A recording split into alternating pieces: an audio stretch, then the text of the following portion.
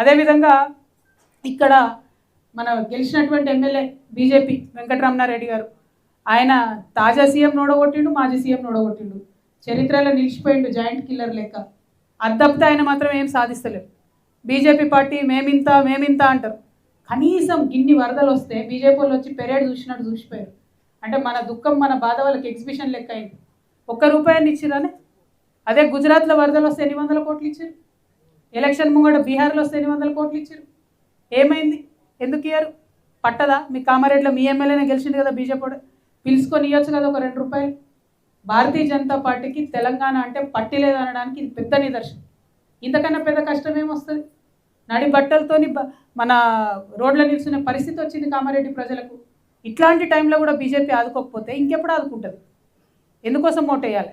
వెంకటరమణారెడ్డి గారిని నేను కోరుతా ఉన్నా, మీరు చారే పాపం ఎన్నికల్లో గెలవడానికి ఆపద మొక్కులు చాలా మొక్కులు మొక్కిండ్రు. నేను వాటి గురించి అడుగుతలేను. అది అడిగితే మీ ఆస్తులు అమ్ముకొని గుళ్ళు గోపురాలు కట్టియాల్సి వస్తుంది మీరు. ఎందుకంటే ప్రతి వాడకట్లో మీరు ప్రామిస్ చేసిరు. సరే, అవన్నీ పక్కన పెడితే మీరు యుద్ధం చేయండి ప్రభుత్వం మీద, కావాల్సినవి తెప్పియండి. ఏదైతే ముఖ్యమంత్రి గారు ఇక్కడ నుంచి పోటీ చేసి ఓడిపోయిండో ఆయన ఇచ్చిన మాటలు నిలబెట్టనియండి. దానికోసం పోరాటం చేయండి. ఎందుకోసం చేస్తలేరు? ఎందుకు కాంప్రమైజ్ అవుతారు మీరు? వెంకటరమణారెడ్డి గారు, మీరు బీజేపీ వాళ్ళతో కొట్లాడి నిధులు తేవాలి, కాంగ్రెస్ వాళ్ళతో కూడా కొట్లాడి నిధులు తేవాలని చెప్పి నేను డిమాండ్ చేస్తా ఉన్నా.